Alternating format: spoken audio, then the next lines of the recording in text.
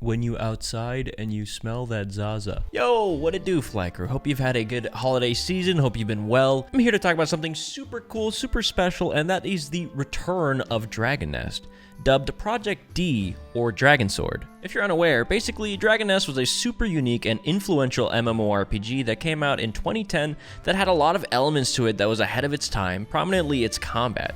Just a few days ago, Project D, also known as Dragon Sword, was announced as the spiritual successor to Dragon Nest, and it looks absolutely incredible.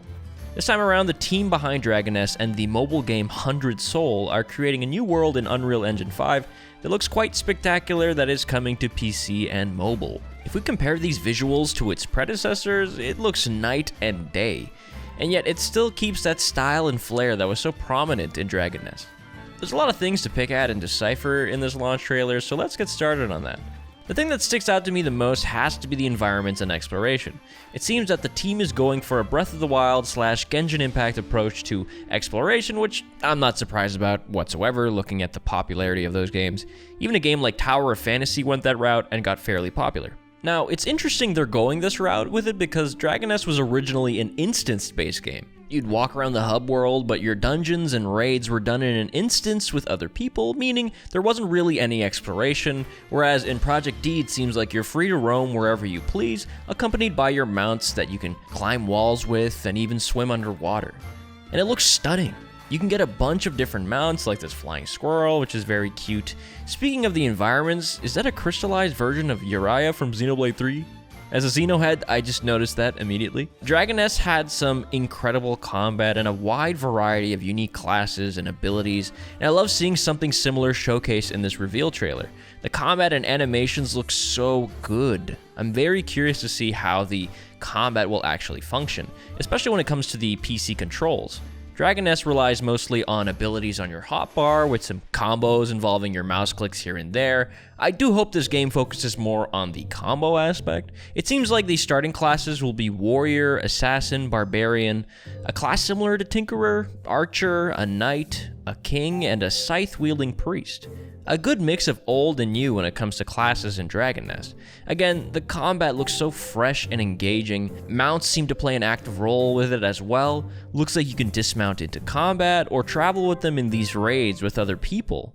Certain enemies look very similar to the ones seen in Dragon Nest, and the boss fights look so good. There are giant enemies and dragons to fight. It seems the game's main bossing mechanic is similar to Monster Hunter's mounting mechanic.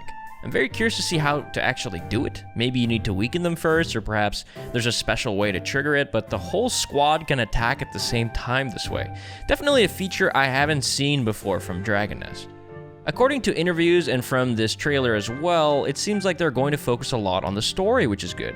I enjoyed the story in the original Dragon Nest. It wasn't anything crazy, but they did have a storyline they were following with some cool moments here and there involving these people that would turn into dragons. I'm curious to see where Project D is going to take its story.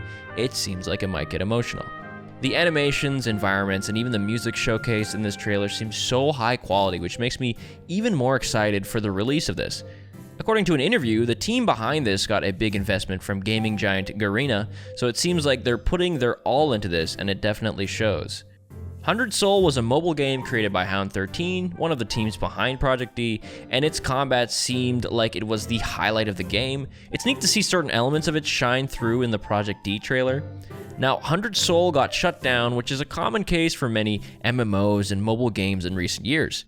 They're not a big hit or accumulate a large following. At a certain point, companies will try something new instead of sustaining a dying game, which is what happened with Dragon Nest Mobile, World of Dragon Nest, a separate mobile game focusing on open world combat, and the original Dragon Nest that was published in the West by Nexon was shut down, but later published by a different company.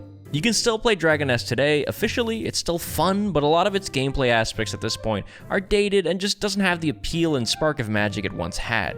Which is why I'm really excited for Dragon Sword. I hope it does well. Judging from this trailer alone, it looks like the gameplay would attract and keep a lot of people. I feel like they just need to take the time to market this game correctly, to have it become a hit similar to Genshin, or at least be sustainable enough to not shut down in less than a year. If it wasn't super apparent, I was a big fan of Dragon Nest back in the day. I loved its art style, its classes, the combat. it was something that blew me away back in 2010, and I kind of want that feeling again, you know? I want to be amazed. That's what I'm hoping for from Dragon Sword. I just want to let you guys know about it, and to let you know that you should probably keep your eye on it. Like, I feel like it could be something pretty great. Anyways, take it easy. I'll catch you guys soon. Have a wonderful rest of your day. Okay, bye-bye now.